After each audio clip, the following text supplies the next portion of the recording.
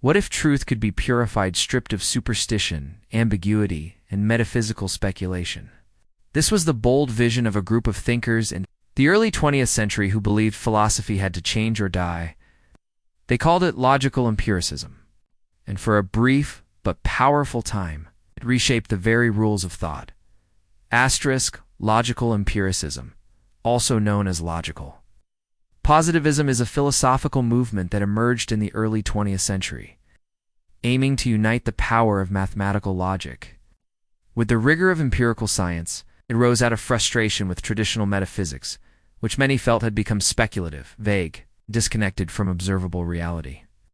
Led by figures like Rudolf Carnap, Moritz Schlick, and the Vienna Circle, logical empiricists believed that philosophy should follow the same strict methods as the natural sciences.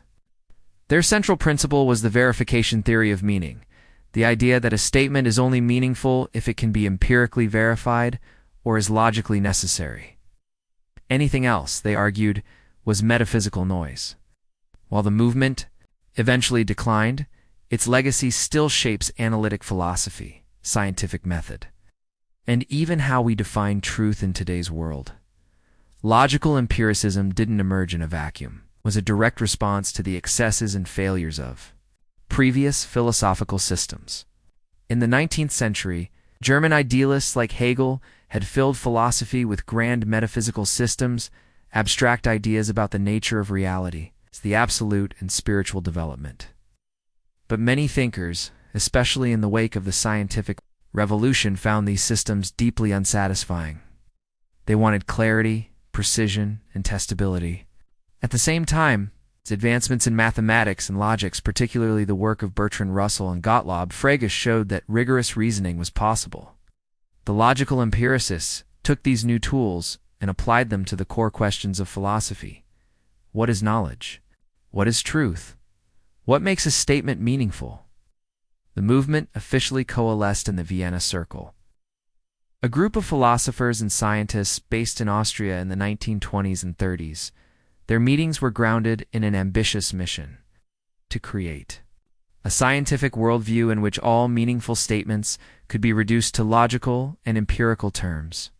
One of their key inspirations was Ludwig Wittgenstein's early work, particularly his Tractatus Logico-Philosophicus, which suggested that the structure of language mirrors the structure of reality.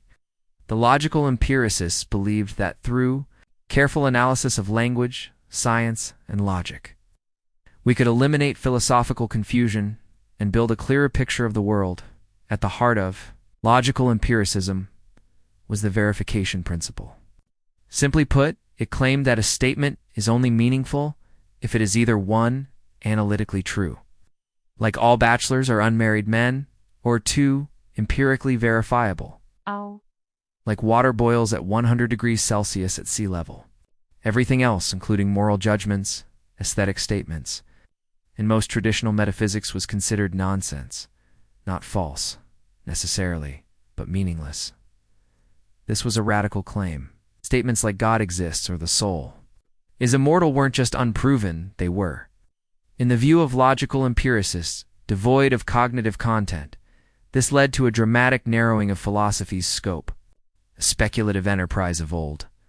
Its job was now limited to analyzing the logical structure of scientific language. This vision was deeply influenced by the successes of physics in the early 20th century. Describe the universe with incredible precision. But to clarify the concepts we use to talk about it, one of the key figures in this movement was Rudolf Carnap, a German philosopher who worked to formalize the methods of logical analysis. Carnap believed that many philosophical problems were not real problems at all. They were simply the result of linguistic confusion. For example, disputes about whether numbers exist could be reframed as questions about how we define terms within mathematical systems. Carnap's work was deeply technical. Precision. Another prominent member of the Vienna Circle was Moritz Schlick, who emphasized the unity of science and the importance of experience. Schlick argued that science was the only valid form of knowledge, and that all meaningful statements could ultimately be translated into observational terms. This view, known as physicalism, aimed to reduce all sciences, biology, psychology, even social science to the language of physics.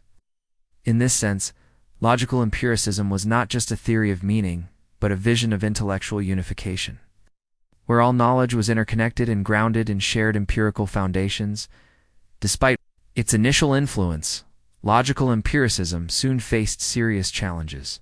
Critics pointed out that the verification principle itself could not be empirically verified or logically proven. It was a philosophical claim, not a scientific one.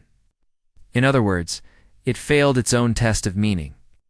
This internal contradiction led to revisions and softer versions of the theory, such as the idea of confirmation rather than strict verification, supported to be meaningful. Another blow came from within the movement itself. Ludwig Wittgenstein, whose early work inspired the logical empiricists, later rejected many of their ideas.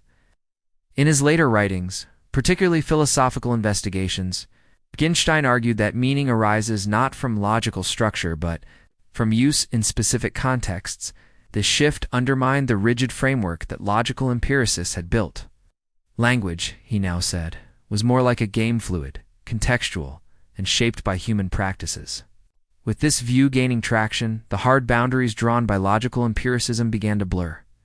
Moreover, developments in science also posed problems.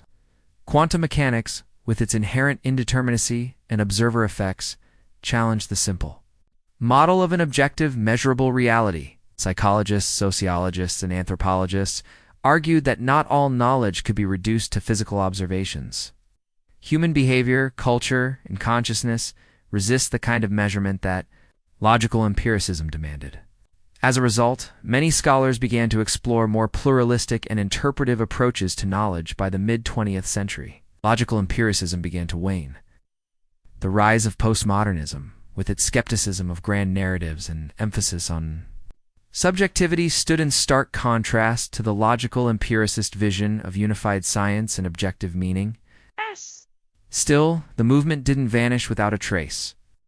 Its influence lives on in the precision of analytic philosophy, the rigor of scientific methodology, and the clarity sought in formal logic and semantics.